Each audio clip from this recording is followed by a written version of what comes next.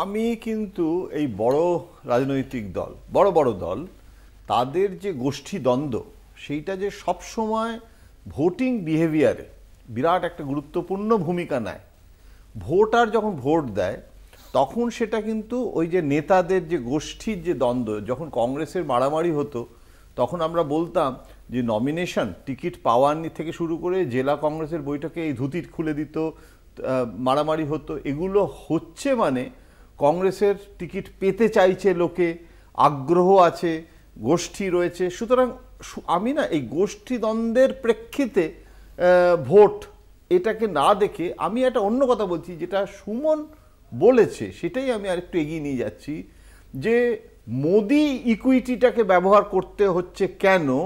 তার কারণ রাজ্য সংগঠনে শুধু গোষ্ঠীদ্বন্দ্ব নয়, মানে তুমি একটা ট্রেতে করে মোদি খাবারটা সাজিয়ে দিয়ে দিল, সেটা তারা কতটা তোমাকে তো হাত দিয়ে খেতে হবে।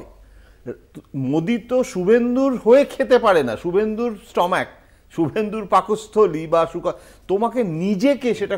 তো এই যে কমিউনিকেশনটা না, এই যে ঘরে ঘরে পৌঁছে দেওয়ার যে কাজটা, মোদি একটা বিরাট কেন ব্যর্থ হচ্ছে, তার কারণ মোদি যে জিনিসটা অন্য রাজ্যে ঘরে ঘরে পৌঁছে দিতে পারছে, তার কারণ সেই ভোটারটা, সেই কনজিউমার, সেই ক্লায়েন্টেল সেটা কিন্তু অনেক ফ্রেন্ডলি হয়ে রয়েছে অ্যাকসেপ্টেন্সের জন্য।